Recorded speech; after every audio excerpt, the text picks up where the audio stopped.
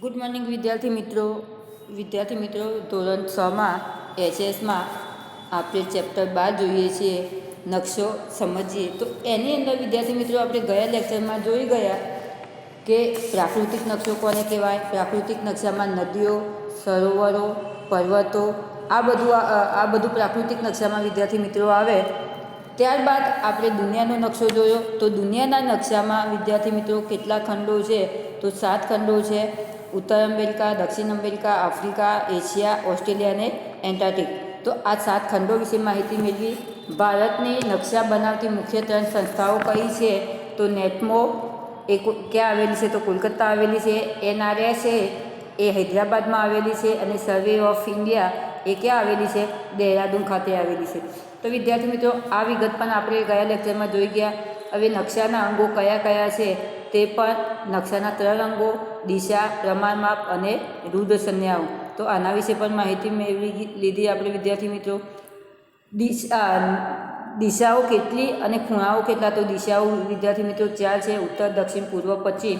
ખૂણાઓ પણ 4 છે: ઈશાન, અગ્નિ, નૈઋત્ય અને વાયવ્ય. તો આટલા જ. અને ત્યારબાદ એક ગામડું બતાવ્યું છે. ગામમાં કઈ કઈ વ્યવસ્થા છે તે બતાવી છે. એના ઉપરથી આપણે ચિત્ર ઉપરથી આપણે નક્કી કરવાનું છે કે તેની દિશા કઈ છે. તો એ પણ વિદ્યાર્થી મિત્રો આપણે ગયા લેક્ચરમાં જોઈ ગયા. હવે હોકાયંત્ર. હોકાયંત્ર કોને કહેવાય? કારણ કે વિદ્યાર્થી મિત્રો હોકાયંત્ર વિશે તમે તમારા સાયન્સમાં ભણતા જ હશો, છતાં પણ આપણે ફરીથી માહિતી લઈ લઈએ કે ચુંબકના ગુણધર્મને આધારે વિકસાવવામાં આવેલ સાધનને હોકાયંત્ર કહે છે. મોસ્ટ આઈએમપી વિદ્યાર્થી મિત્રો, હોકાયંત્ર કોને કહેવાય? તો ચુંબકના ગુણધર્મને આધારે, ખાસ ચુંબકના ગુણધર્મને આધારે વિકસાવવામાં આવેલ, એમ તે ચુંબકના ગુણધર્મને આધારે એમ તે વિકસાવવામાં આવેલ જે સાધન હોય તેને શું કહેવામાં આવે? હોકાયંત્ર. હવે હોકાયંત્રની રચના કેવી હોય છે એ વિદ્યાર્થી મિત્રો આપણને અહીંયા બતાવ્યું છે. અને હોકાયંત્ર કઈ કઈ જગ્યાએ ઉપયોગમાં થાય છે એ અહીંયા બતાવેલું છે. તો હોકાયંત્ર કાચથી ઢંકાયેલું બોક્સની અંદર એક ચુંબકીય સોય ધરી પર રાખેલી હોય છે. એટલે એક ડબ્બી હોય છે. એ ડબ્બીને શું કરવાનું હોય છે? ઉપરથી કાચથી ઢાંકેલું હોય છે. અને એની અંદર ચુંબકીય સોય એમ તે શું કર્યું હોય છે? ચુંબકીય સોય એમ તે ધરી હોય છે, કે ચુંબકીય સોય મૂકેલી હોય છે, જે મુક્ત રીતે ફરી શકે છે. ચુંબકીય સોય ગોઠવવામાં આવે છે. અને આ જે સોય છે એ મુક્ત રીતે, એટલે કે પોતાની મેળે ચુંબકના લીધે એ શું થતી હોય છે? ફરે છે. સોય ઉપર N અને S લખેલું છે. તો આ જે સોય બતાવેલી છે અંદર ડબ્બીની અંદર, તો એની અંદર એમ તે N અને S બતાવેલું હોય છે. અને આ રીતે એમ તે હોકાયંત્રની રચના. ખાસ વિદ્યાર્થી મિત્રો ફરીથી હોકાયંત્રની રચના. તો એક ડબ્બી લેવાની, ડબ્બી ઉપર કાચનું ઢાંકણ રાખવાનું. ડબ્બીની અંદર શું કરવાનું છે? એક કાગળ મૂકી એને રેખાઓ અંકિત કરી દેવાની છે. 4 દિશાઓ બતાવી દેવાની છે. અને ચુંબકીય સોય એમ તે મુક્ત રીતે ફરી શકે એ રીતે ગોઠવવાની છે. અને આ સોય એમ તે ચુંબકીય રીતે ગોઠવેલી હોય તો આના કારણે N અને S પર શું હોય છે? આ સોય સ્થિર થતી હોય છે. અને ત્યારબાદ આપણે જે સ્થળે જઈએ એ સ્થળે સોય શું કરે છે? એ ફરતી રહે છે. તો આ ઉપરથી આપણે નક્કી કરી શકીએ કે આપણે કઈ દિશા તરફ જઈ રહ્યા છે. હવે હોકાયંત્રનો ઉપયોગ ક્યાં ક્યાં થાય છે? તો હોકાયંત્રનો ઉપયોગ વાહન, સ્ટીમર, સબમરીન, વિમાન વગેરે દિશા નિર્ધારણ માટે થાય છે. એમ તે વાહન આપણે અજાણ્યા ઉપર પાણીમાં જતા હોય કઈ દિશામાં જઈ રહ્યા છે એ ખબર નથી, તો વાહનમાં અને સ્ટીમરમાં, તો એની અંદર કારણ કે આપણે પાણીમાં જતા હોય તો આપણને ખબર ના હોય કઈ દિશામાં ગયા છીએ, તો આપણને હોકાયંત્ર દ્વારા આપણને સાચી દિશા મળે. સબમરીન પણ પાણીની અંદરના ભાગમાં હોય છે, તો એમાં પણ આપણને આના દ્વારા હોકાયંત્ર દ્વારા ખ્યાલ આવે. પછી વિમાન એટલે કે આકાશમાં જ્યારે ઉડતા હોય એટલે તો આપણને કોઈ ખ્યાલ આવે નહીં કે કઈ દિશા છે, તો હોકાયંત્ર દ્વારા તેનું પણ આપણને શું હોય છે? ખ્યાલ આવી જતો હોય છે. તો આ રીતે વિદ્યાર્થી મિત્રો આપણે હોકાયંત્ર દ્વારા સાચી દિશા જાણી શકીએ છીએ. અને વિદ્યાર્થી મિત્રો એ રીતે પણ હોય કે હોકાયંત્રની સોય હંમેશા ઉત્તર દક્ષિણ દિશા તરફ જ શા માટે હોય છે? આ રીતે પ્રશ્ન આવે તો જુઓ કે પૃથ્વી એક ચુંબક તરીકે વર્તે છે.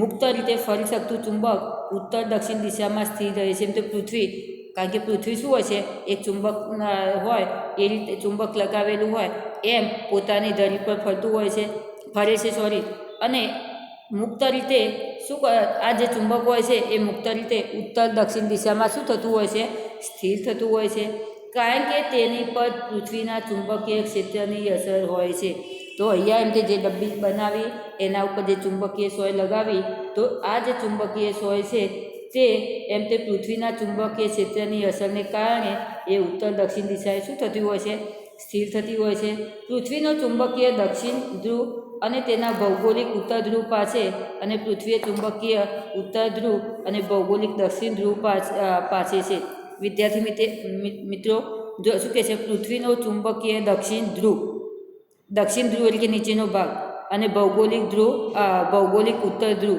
એટલે કે વિરુદ્ધ દિશામાં દક્ષિણ હોય તો ચુંબકીય દક્ષિણ હોય તો ભૌગોલિક ઉત્તર બતાવવામાં આવે જ્યારે પૃથ્વીનો ચુંબકીય ઉત્તર ભાગ હોય તો ભૌગોલિક દક્ષિણ ધ્રુવ બતાવવામાં આવે એટલે શું હોય છે વિરુદ્ધ હોય છે ભૌગોલિક અને ચુંબકીય દિશા તો આના કારણે પૃથ્વીના ભૌગોલિક ધ્રુવ અને ચુંબકીય ધ્રુવ બરાબર એક જ સ્થાને નથી તો એમ તે આના કારણે ભૌગોલિક ધ્રુવ અને ચુંબકીય ધ્રુવ કેમ ચુંબકીય ધ્રુવ ને ભૌગોલિક ધ્રુવ કારણ કે ચુંબકીય દક્ષિણ છે તો ભૌગોલિક ઉત્તર છે અને ચુંબકીય ઉત્તર છે તો ભૌગોલિક દક્ષિણ છે એટલે કે ભૌગોલિક ધ્રુવ અને ચુંબકીય ધ્રુવ બરાબર એક જ સ્થાને છે નહીં અને આના કારણે હોકાયંત્રની સોય હંમેશા ઉત્તર દક્ષિણ દિશામાં સ્થિર રહે છે ખાસ વિદ્યાર્થી મિત્રો પરીક્ષામાં એમ પણ આવે કે હોકાયંત્રની સોય હંમેશા ઉત્તર દક્ષિણ દિશામાં શા માટે સ્થિર રહેતી હોય છે તો આ કારણે કે એમ તે ચુંબકીય દક્ષિણ ધ્રુવ અને ભૌગોલિક ઉત્તર ધ્રુવ ચુંબકીય ઉત્તર ધ્રુવ અને ભૌગોલિક દક્ષિણ ધ્રુવ એ બંને શું હોય છે એક જ સ્થાને સ્થિર નથી આના કારણે હોકાયંત્રની સોય ઉત્તર દક્ષિણ દિશા તરફ સ્થિર રહેતી હોય છે હવે પ્રમાણમાં પૃથ્વી ઉપરના કોઈ પણ બે સ્તરો વચ્ચેનું અંતર અને તે બે સ્તરોના નકશા ઉપરના અંતર વચ્ચેના ગુણોત્તરને પ્રમાણમાપ કહે છે ખાસ વિદ્યાર્થી મિત્રો પરીક્ષા માટે આ પણ મોસ્ટ આઈએમપી જો પૃથ્વી ઉપરના કોઈ પણ બે સ્તર વચ્ચેનું અંતર એટલે કે આપણે હોય તો અહીંયાથી આપણે કૃષ્ણનગર જવું હોય તો અહીંયા પાર્શ્વનાથનું અને કૃષ્ણનગરનું એ બે સ્તર વચ્ચેનું જે અંતર હોય તે અને બે સ્થળોના નકશા ઉપરના અંતર વચ્ચેના ગુણોત્તર વિદ્યાર્થી મિત્રો તમારી ગણિતમાં આવે છે તો એમ તો ત્યાંનો નકશો કૃષ્ણનગરનો નકશો અને આપણો પાર્શ્વનાથનો નકશો તો એ નકશા ઉપરના અંતર વચ્ચેનું જે ગુણોત્તર હોય એને શું કહેવામાં આવે છે પ્રમાણમાપ એટલે કે ટૂંકમાં એમ કહીએ તો કોઈ પણ બે સ્થળ વચ્ચેનું અંતર અને બે સ્થળ વચ્ચેના નકશા ઉપરના અંતર વચ્ચેના ગુણોત્તરને શું કહેવામાં આવે છે પ્રમાણમાપ કહેવાય છે પ્રમાણમાપ 1 સેમી બરાબર 100 કિમી હોય એટલે કે નકશામાં દર્શાવેલ 1 સેન્ટીમીટર વાસ્તવિક પૃથ્વી પરનું અંતર 100 કિલોમીટર છે એમ તે 1 સેમી બરાબર 100 કિમી હોય એટલે કે નકશામાં દર્શાવેલ 1 સેન્ટીમીટર વાસ્તવિક પૃથ્વી પરનું અંતર 100 કિલોમીટર છે એટલે કે અંતર દોરી કે માપપટ્ટીની મદદથી શોધી શકાય છે ખાસ વિદ્યાર્થી મિત્રો પ્રમાણમાપનું અંતર નકશામાં કેવી રીતના મપાય છે તો 1 સેમી બરાબર કેટલું 100 કિમી જેટલું એમ તે નકશામાં દર્શાવવામાં આવે છે અને આનું અંતર એમ તે દોરી કે માપપટ્ટીની મદદથી માપી શકાય છે હવે વિદ્યાર્થી મિત્રો આપણને અમુક ચિહ્નો આપેલા છે અહીંયા તમને 3 ચિહ્નો આપેલા છે પરંતુ તમારી ગાઈડમાં થોડા વધારે ચિહ્નો આપેલા છે કદાચ પરીક્ષાવાળો 3ના બદલે વધારે પૂછી શકે તો વિદ્યાર્થી મિત્રો ગાઈડના પેજ નંબર 123 ઉપર તમને બતાવેલા છે કે જે હંમેશા લાલ રંગની ચોકડી આવે એટલે કે ડૉક્ટરનું ચિહ્ન આવે વિદ્યાર્થી મિત્રો હોસ્પિટલનું કે દવાખાનાનું કોઈ પણ ડૉક્ટર હોય તો એની ગાડી ઉપર પણ લાલ રંગની ચોકડી બનાવે કોઈ પણ હોસ્પિટલની ગાડી હોય પણ એ પણ શું આવે લાલ રંગની ચોકડી બતાવે તો આ ઉપરથી કહી શકાય કે એ હોસ્પિટલનું કે કોઈ દવાખાનાનું કે કોઈ ડૉક્ટરની ગાડી કે વ્હીકલ છે એ ખ્યાલ આવે એના પછી વિદ્યાર્થી મિત્રો બીજું ચિહ્ન છે આમ લીટી દોરી અને ઊભા સળિયા બતાવેલા હોય છે તો આ શું બતાવે છે વિદ્યાર્થી મિત્રો કે અહીં ગેસ સ્ટેશન કે પેટ્રોલ પંપ છે એમ તે ગેસ સ્ટેશન કે પેટ્રોલ પંપ અહીંયા બીજામાં બતાવેલું છે જ્યારે ત્રીજું જે છે કે બ્લેક કલરનું બતાવ્યું છે વચ્ચે માત્ર જગ્યા છે અને એક માત્ર નીચે લીટી દોરેલી છે તો આ શું બતાવે છે એમ તે હોર્ન વગાડતો હોય એ ચિહ્ન આપણને બતાવે છે જ્યારે એના પછી આગળનું કે ગોળ રાઉન્ડ બતાવેલું છે, ગોળ રાઉન્ડની અંદર બ્લુ કલરની જે ડિઝાઇન આપેલી છે. તો અહીંયા એમ તે રેલવેનું ફાટક હોય એ આપણને બતાવે છે. ત્યારબાદ નંબર આગળ કે ગોળ રાઉન્ડ છે એમાં જાણે મ્યુઝિકમાં એમાં કોઈ વાજિંત્ર બતાવેલું છે. તો અહીંયા એમ તે એ ચિહ્ન શું બતાવે છે?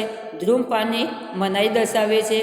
જ્યારે છેલ્લું કે એક લીટી બ્લેક ઘાટી લીટી બતાવી છે, એના ઉપર 3 રાઉન્ડ બતાવેલા છે. તો અહીંયા ટ્રાફિક સંકેત છે અને 4 રસ્તા છે, માટે થોભો અને સિગ્નલની રાહ જુઓ. તો આ રીતે ચિહ્ન છે. આપણી બુકમાં વિદ્યાર્થી મિત્રો 3 ચિહ્નો બતાવેલા છે. લાલ ચોકડી બતાવેલી છે. તો લાલ ચોકડી છે એ દવાખાનું કે હોસ્પિટલનું ચિહ્ન છે. જ્યારે એ બ્લેક કલરનું જે બતાવેલું છે એ બ્લેક કલરનું જે છે એ હોર્ન વગાડવાની મનાઈ છે એ બતાવે છે. જ્યારે આગળનું જે ચિહ્ન છે એ એમ તે ધૂમ્રપાનની મનાઈ છે એનું ચિહ્ન બતાવવામાં આવે છે. તો આ રીતે વિદ્યાર્થી મિત્રો ચિહ્નો દ્વારા એટલે આપણને શું થતું હોય છે? ખ્યાલ આવી જતું હોય છે કે આ વસ્તુ કઈ છે અને આ વસ્તુ શું દર્શાવે છે. તો રૂઢ સંજ્ઞાઓ. તો વિદ્યાર્થી મિત્રો રૂઢ સંજ્ઞાઓમાં આપણે જોઈએ કે વિદ્યાર્થી મિત્રો તમે ઘરેથી શાળાએ આવો છો ત્યારે કેટલાક વિશિષ્ટ ચિહ્નો કે પ્રતીકોનું અવલોકન કર્યું છે. નીચે આપેલ કોષ્ટકમાં તમે ચિહ્નો દોરો અને તેની વર્ગખંડમાં ચર્ચા કરો. તો આપણે વિદ્યાર્થી મિત્રો થઈ ગઈ ચર્ચા. હવે રૂઢ સંજ્ઞાઓ કોને કહેવાય? તો જુઓ વિદ્યાર્થી મિત્રો, નકશામાં જુદી જુદી પ્રાકૃતિક અને સાંસ્કૃતિક વિગતો દર્શાવવા કેટલાક વિશિષ્ટ ચિહ્નોનો ઉપયોગ થાય છે. તેને રૂઢ સંજ્ઞાઓ કહેવાય છે. એમ તે નકશામાં બધું દર્શાવવાના બદલે પ્રાકૃતિક અને સાંસ્કૃતિક વિગતો દર્શાવવા માટે શું કરવામાં આવે? માત્ર ચિહ્ન બતાવવામાં આવે. પ્રાકૃતિક કે સાંસ્કૃતિક વિગતો દર્શાવવા માટે માત્ર ચિહ્ન દર્શાવવામાં આવે. આ ચિહ્નોને વિદ્યાર્થી મિત્રો શું કહેવામાં આવે? રૂઢ સંજ્ઞાઓ કહેવામાં આવે છે. નકશામાં રૂઢ સંજ્ઞાઓ દર્શાવવા માટે નિશ્ચિત અક્ષરો, છાયાપ્રકાશ, રંગો, ચિત્રો, રેખાઓનો ઉપયોગ કરવામાં આવે છે. વિદ્યાર્થી મિત્રો મોસ્ટ આઈએમપી રૂઢ સંજ્ઞાઓ કોને કહેવાય અને એમાં કઈ કઈ રેખાઓનો ઉપયોગ કરવામાં આવે છે? તો રૂઢ સંજ્ઞાઓમાં એમ તે નકશામાં પ્રાકૃતિક અને સાંસ્કૃતિક વિગતો દર્શાવવામાં આવે અને એના દર્શાવવા માટે એમ તે વિશિષ્ટ પ્રકારના જે ચિહ્નો દર્શાવવામાં આવે તેને રૂઢ સંજ્ઞાઓ કહેવામાં આવે. નકશામાં રૂઢ સંજ્ઞાઓ દર્શાવવા માટે નિશ્ચિત અક્ષર કે નક્કી કરેલા અક્ષરો હોય. છાયા પ્રકાશ એટલે કે પેન્સિલથી માત્ર સામાન્ય છેદ આપેલો હોય, કોઈ ચિત્રો દોરેલા હોય, કોઈ રેખાઓ દોરવામાં આવી હોય. તો આ ઉપરથી એમ તે પ્રાકૃતિક કે સાંસ્કૃતિક વિગતો સરળતાથી આપણે સમજી શકીએ છીએ. નકશાની રૂઢ સંજ્ઞાઓની ભાષા ચિહ્નો સરળ અને સર્વમાન્ય છે. એમ તે નકશાની જે રૂઢ સંજ્ઞાઓ અને ભાષા ચિહ્નો છે એ સરળ અને સર્વમાન્ય એટલે કે બધાને ખ્યાલ આવી જાય તેવી છે. આ ચિહ્નો સંદર્ભે આંતરરાષ્ટ્રીય સમજૂતી હોવાથી નકશાઓમાં રૂઢ સંજ્ઞાઓનો ઉપયોગ થાય છે. નીચે આપેલા કોષ્ટકમાં સંજ્ઞાઓનું અવલોકન કરો. જો અહીંયા શું કહે છે કે નીચે આ ચિહ્નો જે સંદર્ભે આંતરરાષ્ટ્રીય સમજૂતી હોવાથી નકશાઓમાં રૂઢ સંજ્ઞાઓનો ઉપયોગ થાય છે. આંતરરાષ્ટ્રીય સમજૂતી, આંતરરાષ્ટ્રીય એટલે માત્ર આપણા દેશ લેવલે નહીં પરંતુ બીજા દેશ લેવલે પણ આપણને આ ચિહ્નો ઉપરથી સમજૂતી મળી રહે છે. તો આના કારણે આપણને આમ તે આ ચિહ્નો દ્વારા આપણને શું થતું હોય છે? આપણને ખ્યાલ આવી જતો હોય છે. તો વિદ્યાર્થી મિત્રો આપણને અહીંયા પેજ નંબર 75 ઉપર એટલે કે 75 ઉપર આપણને કયા બાબતો છે તે બતાવી છે અને એના ચિહ્નો કયા કયા છે તે વિદ્યાર્થી મિત્રો બતાવેલું છે. તો જુઓ, પર્વત, તો પર્વતનું ચિહ્ન ગોળ ચોરસમાં 3 વખત ટપકા મારી અને કરેલું છે. પર્વત ટેકરીમાં માત્ર 1 વખત લંબગોળ કરીને ટપકા મારીને કરવામાં આવેલું છે. શિખરમાં ત્રિકોણાકાર કરી અને ટપકા માર્યા છે અને વચ્ચે ડાયક બનાવવામાં આવ્યું છે. ઘાટમાં ઊંધા ઢીલ બતાવવામાં આવ્યા છે. નદીમાં એક ત્રિકોણાકાર એક ખૂણિયાકાર બતાવવામાં આવ્યું છે. જ્યારે નદીનો સંગમ એના જેવું છે પરંતુ એમાં ઘાટો બતાવ્યું નથી. જ્યારે નદી પરનો ડેમ તો સંગમના જેવું પરંતુ એના ઉપર શું બતાવ્યું છે? માત્ર એક ઘાટી રેખા બતાવવામાં આવી છે. પાકોમાં 2 લીટી બતાવવામાં આવી છે. રેલમાં એક લીટી ઉપર એમ તે શું બતાવવામાં આવ્યું છે? એક લંબ રેખા ઉપર એમ તે ઊભી નાની રેખાઓ બતાવવામાં આવી છે. દીવાદાંડી એક એક ચિહ્ન ત્રિકોણ આકારનું ચિહ્ન બતાવવામાં આવેલું છે. પોસ્ટ ઓફિસમાં PO, સર્કિટ હાઉસમાં CH, નકશાની ઉત્તર દિશા એ ત્રિકોણ આકાર અને ઉપર U કે N લખેલો હોય. જિલ્લાની સીમામાં 4 રેખાઓ, રાજ્યની સીમામાં રાઉન્ડ મારવામાં આવેલા હોય. આંતરરાષ્ટ્રીયમાં રેખા અને ટપકા મારેલા હોય. પ્રમાણ માપમાં એક શું કરવામાં આવે, એક લંબચોરસ બતાવવામાં આવે અને એની અંદર ખાના પાડી અને દોરવામાં આવે. દેશની રાજધાની એમાં એક મોટો રાઉન્ડ, એની અંદર એક ડાર્ક રાઉન્ડ છેદ આપીને કરવામાં આવેલો હોય. રાજ્યનું પાટનગર તો એમાં 2 રાઉન્ડ બતાવવામાં આવેલા હોય. જિલ્લાનું મથક એમાં મોટો એક રાઉન્ડ મારેલો હોય. શહેર એમાં એક નાનો રાઉન્ડ મારેલો હોય. જંગલો એમાં નાના વૃક્ષોના ચિહ્નો હોય. પોલીસ સ્ટેશન એમાં PS બતાવ્યું હોય અને પોસ્ટ ઓફિસ અને તાર ઓફિસ એમાં PTO બતાવેલું હોય. તો આ જે ચિહ્નો છે વિદ્યાર્થી મિત્રો એ તમારા કયા છે કે આપણને આના દ્વારા આપણે ક્યાં છીએ અને કઈ જગ્યાએ શું છે એની માહિતી પૂરી પાડે છે. આ ઉપરાંત વિદ્યાર્થી મિત્રો અહીંયા શું કહે છે, પ્રાકૃતિક અને સાંસ્કૃતિક વિગતો દર્શાવવા માટે અમુક રંગ બતાવવામાં આવેલા છે. ખાસ શબ્દ સાંભળો, પ્રાકૃતિક અને સાંસ્કૃતિક વિગતો બતાવવા માટે અમુક રંગ બતાવવામાં આવેલા છે. તો જો ભૂમિ સ્વરૂપ બતાવવા માટે ખાસ પરીક્ષામાં પણ વિદ્યાર્થી મિત્રો આવે છે. તો ભૂમિ સ્વરૂપ બતાવવા માટે કથ્થઈ કે બદામી રંગ બતાવવામાં આવેલો છે કે આપણો આ જે રંગ છે એ ગમે ત્યાં આવે તો સમજી લેવું કે ભૂમિ સ્વરૂપ બતાવે છે. જળ સ્વરૂપ બતાવવા માટે વાદળી રંગ બતાવવામાં આવેલો છે. વનસ્પતિ દર્શાવવા માટે લીલો રંગ દર્શાવવામાં આવે છે. રેલ માર્ગ દર્શાવવા માટે કાળો રંગ દર્શાવવામાં આવે છે. જમીન માર્ગ માટે લાલ રંગ દર્શાવવામાં આવે છે.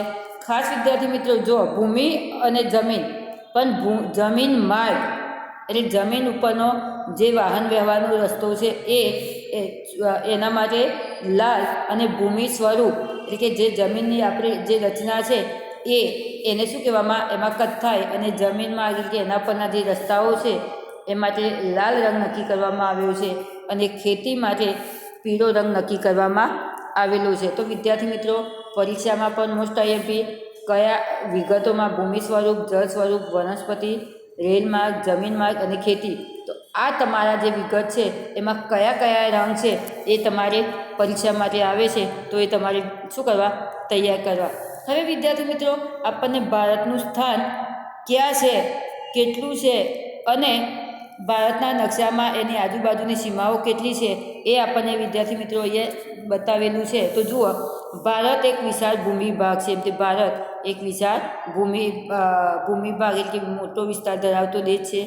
ભારત દેશ પૃથ્વી પર ઉત્તર પૂર્વ ગોળાર્ધમાં આવેલો છે. ખાસ વિદ્યાર્થી મિત્રો પરીક્ષા માટે પણ ભારત દેશ પૃથ્વી પર કયા ગોળાર્ધમાં, કારણ કે ગોળાર્ધ આપણે પહેલા સેમમાં જોઈ ગયા, તો ઉત્તર પૂર્વ ગોળાર્ધમાં એમ તે ભારત આવેલો છે. ભારત એશિયા ખંડમાં દક્ષિણ ભાગમાં આવેલો છે. આપણો જે એશિયાનો નકશો હોય તો એશિયાના નકશામાં નીચે દક્ષિણ ભાગમાં એમ તે ભારત દેશ આવેલો છે. ગોળાર્ધની રીતે વાત કરીએ, વિશ્વ લેવલે વિદ્યાર્થી મિત્રો વાત કરીએ તો ઉત્તર પૂર્વમાં, આપણા ખંડ રીતે વાત કરીએ તો દક્ષિણ ભાગમાં. જ્યારે હવે સીમાઓ, ભારતની ઉત્તર, દક્ષિણ, પૂર્વ, પશ્ચિમ સીમાઓ કઈ છે તો ભારતની ઉત્તરે હિમાલય પર્વતમાળા આવેલી છે.